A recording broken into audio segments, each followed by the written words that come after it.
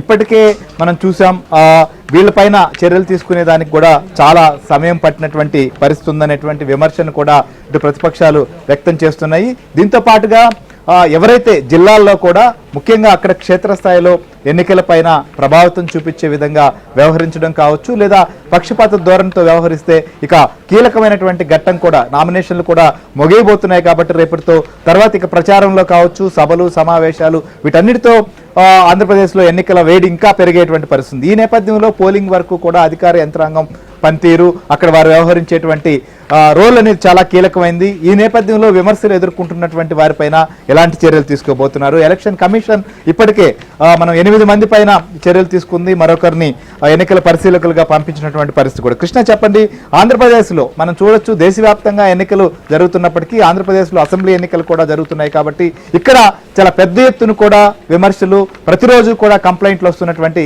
నేపథ్యంలో ఎన్నికల కమిషన్ ఇక్కడ ముఖ్యమైనటువంటి ఏదైతే అధికారుల పైన కావచ్చు, మిగిలినటువంటి వారిపైన వచ్చినటువంటి కంప్లైంట్ల పైన ఏ రకంగా చర్యలు తీసుకునేటువంటి అవకాశం ఉంది? శ్రీహరి, ఎన్నికల కమిషన్ అయితే చాలా సీరియస్ గా ఉందనే చెప్పొచ్చు. పర్టికులర్ గా ఏపీకి సంబంధించినటువంటి అంశం పైన అక్కడ ఉన్నటువంటి అధికారుల పైన వస్తున్నటువంటి కంప్లైంట్స్ ఏవైతే ఉన్నాయో వాటన్నిటిపైన ఎన్నికల కమిషన్ చాలా సీరియస్ గా ఉంది. వాటిపైన పరిశీలన అయితే జరుపుతోంది. గతంలో ఇందాక రామారావు చెప్పినట్లుగా బీజేపీ రాష్ట్ర అధ్యక్షురాలు పురంధేశ్వరి ఇచ్చినటువంటి ఏదైతే కంప్లైంట్ ఉందో దాంట్లో ఉన్నటువంటి 26 మంది మీద చాలా మంది మీద యాక్షన్ తీసుకున్నారు. అయితే ఇంకా చాలా మంది మీద యాక్షన్ తీసుకోవాల్సిన అవసరం ఉంది. ఎన్నికల కమిషన్ ఒక్కటే ఒక మాట చెప్తుంది, లెవెల్ ప్లేయింగ్ ఫీల్డ్ ఉండాలి, plus free and fair elections జరగాలి. So free and fair elections జరగాలంటే అక్కడ అందరికీ అనుకూలమైనటువంటి వాతావరణం కల్పించాలి. కాబట్టి ఫెయిర్ ఎలక్షన్ జరిపినట్లుగా చర్యలు తీసుకోవాల్సిన అవసరం ఉంటుంది. అందుకే ఇప్పుడు మిగతా రాష్ట్రాల్లో కనుక చూసుకుంటే మొన్న ఎలక్షన్లో తెలంగాణకు సంబంధించినటువంటి ఎన్నికల సందర్భంలో, అసెంబ్లీ ఎన్నికల సందర్భంలో కూడా డీజీపీ పైన ఎవరు కంప్లైంట్ చేయకపోయినా కూడా వాళ్ళు ఉన్నటువంటి ఇంటర్నల్ అసెస్మెంట్, దీని ద్వారానే అక్కడ డీజీపీని కూడా మార్చారు. తర్వాత వెస్ట్ బెంగాల్లో కూడా సిఎస్ డీజీపీని మార్చారు. చాలా చోట్ల చాలా మంది అధికారులు మార్చారు. అంటే పర్టికులర్ గా కంప్లైంట్ వస్తేనే మార్చాలనేది లేదు.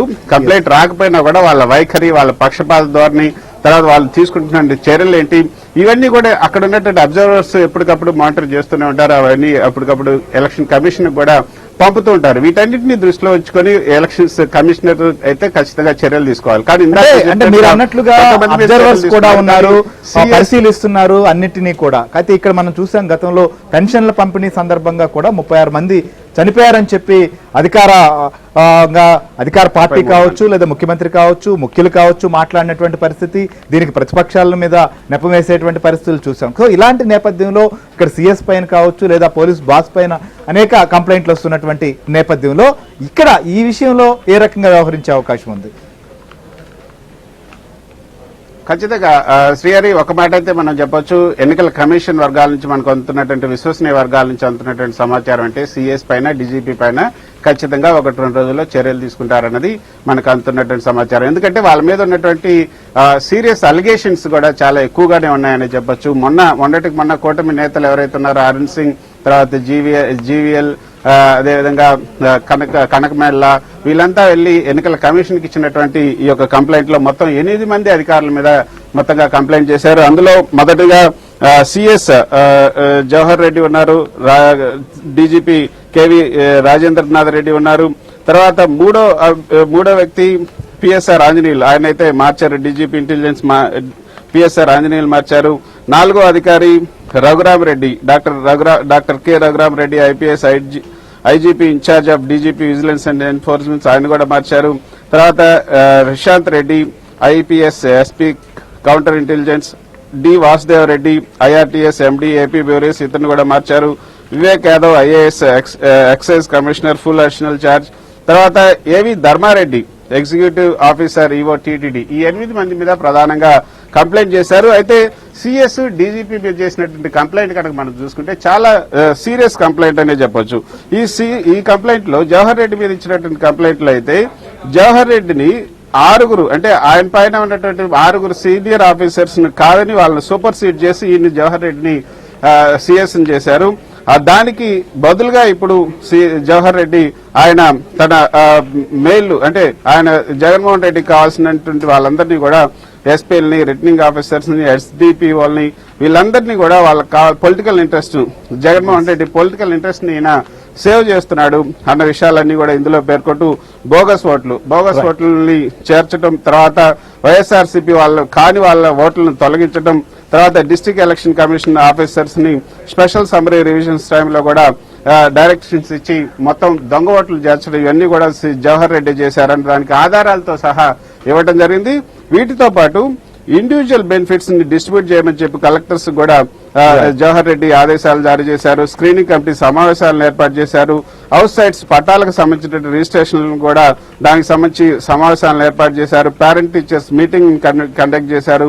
తర్వాత ట్రెషరీ నుంచి ఫండ్స్ ని కూడా రిలీజ్ చేస్తూ ఏదైతే కె ధనుంజయ రెడ్డి ఉన్నారో ఐఏఎస్ సెక్రటరీ టు సీఎం, ఆయనతో కలిసి సమావేశాలను ఏర్పాటు చేశారు. అసలు ఇవన్నీ కూడా ఎన్నికల కోడ్ ఆఫ్ కండక్ట్ కి, మోడల్ కోడ్ ఆఫ్ కండక్ట్ కి చాలా వ్యతిరేకం.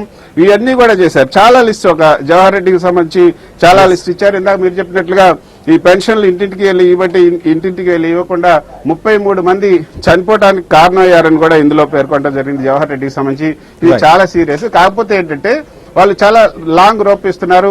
ఈ మిగతా ఆఫీసర్స్ ఎవరైతే ఉన్నారో వాళ్ళందరినీ తొలగించి తర్వాత వీళ్ళ మీద చర్యలు తీసుకోవాలనే ఉద్దేశంతోనే వీళ్ళు ఉన్నట్లుగా ఉన్నారు. 1-2 రోజుల్లో వీళ్ళపై చర్యలు తీసుకునే అవకాశాలు అయితే చాలా ఎక్కువగా ఉన్నాయి. మరోపక్క కసిరెడ్డి రాజేంద్రనాథ్ రెడ్డి ఎవరైతే డీజీపీ ఉన్నారో, డీజీపీకి సంబంధించినటువంటి అంశంపైన కూడా వాళ్ళు ఇచ్చినటువంటి ఈ యొక్క కంప్లైంట్ లో డీజీపీని అయితే 13 మంది, ఈయనకన్నా 13 మంది సీనియర్లు ఉన్నారు. ఆ 13 మంది సీనియర్లు కాదని ఈయన పెట్టుకున్నారు అంటే ఈయన ఖచ్చితంగా జగన్మోహన్ రెడ్డికి అనుకూలంగానే ప్రవర్తిస్తారు. బట్ ఈయన మళ్ళీ కడప నుంచే ఆయన CM Jaganmohan Reddy native district అయినటువంటి కడప నుంచే రాజేంద్ర రెడ్డి కూడా ఉన్నారు. తర్వాత ఆయన అట్మోస్ట్ లాయల్టీ ప్రదర్శిస్తున్నారు రూలింగ్ పార్టీకి అన్న విషయాన్ని కూడా ఇందులో పెట్టుకుంటూ గత 2 సంవత్సరాలుగా ఈయన ఇన్ఛార్జ్ గానే ఉన్నారు. తర్వాత ఒమిషన్స్ అండ్ కమిషన్స్ ప్రకారంగా ఆయన అందరికీ, అంటే టీడీపీకి సంబంధించినటువంటి వాళ్ళు ఏదైనా కంప్లైంట్లు ఇస్తే ఎటువంటి యాక్షన్ తీసుకోకపోవటం, మిగతా వైఎస్ఆర్సీపీ వాళ్ళు ఇచ్చిన వెంటనే ఎలక్షన్స్ తీసుకోవటం, తర్వాత ఇందాక మీరు చెప్పినట్లుగా చిలకలూరుపేటలో 17/3/2024 PM ర్యాలీకి సందర్భంగా కూడా అందులో ఉన్నటువంటి ఏదైతే సెక్యూరిటీ ల్యాప్సెస్ ఉన్నాయో వాటన్నింటినీ కూడా చెప్తూ వీళ్ళిద్దరిని తొలగించాల్సిన అవసరం ఉంది. వీళ్ళిద్దరిని కనుక తొలగించకపోతే ఫ్రీ అండ్ ఫెయిర్ ఎలక్షన్స్ జరగవు అనే విషయాన్ని చాలా స్పష్టంగా చెప్పారు. దానికి సంబంధించిన ఆధారాలను కూడా ఇచ్చారు. సో కాబట్టి ఎన్నికల కమిషన్ అయితే దీనిపైన చాలా సీరియస్ గా ఉంది. ఈ రోజు లేదా రేపు దీనిపైన చర్య తీసుకునే అవకాశాలు ఎక్కువగా ఉన్నట్లుగా మనకు అంటున్నటువంటి కృష్ణ చూద్దాం. ఎందుకంటే మీరు అన్నట్లుగా చాలా కంప్లైంట్స్ అయితే ఇవ్వడం జరిగింది. అందులో ప్రధానమంత్రి టూర్ దగ్గర నుంచి ఆయనకు ఏ రకంగా పోస్ట్ లభించిందనే అంశం వరకు కూడా డీజీపీ విషయంలో కావచ్చు, అలానే ఎన్నికల కోడ్ అమల్లో ఉంటే మొత్తం కూడా ఎన్నికల సంఘం కీలకమైనప్పటికీ కూడా దాన్ని బైపాస్ చేస్తున్నారు. ఖచ్చితంగా ఎన్నికల్లో ప్రభావితం చేసేటువంటి అంశాలపైన కావచ్చు, ప్రభావితం చేసేటువంటి విషయాల్లో వీరు తమదైన పాత్ర పోషిస్తూ ఖచ్చితంగా అధికార పార్టీకి లబ్ధి చేకూరే రకంగా వ్యవహరిస్తున్నారనే దానిపైన చాలా సాక్ష్యాలతో కూడా ఎన్నికల కమిషన్కి ఇచ్చినటువంటి నేపథ్యంలో ఎన్నికల కమిషన్ కూడా చాలా సీరియస్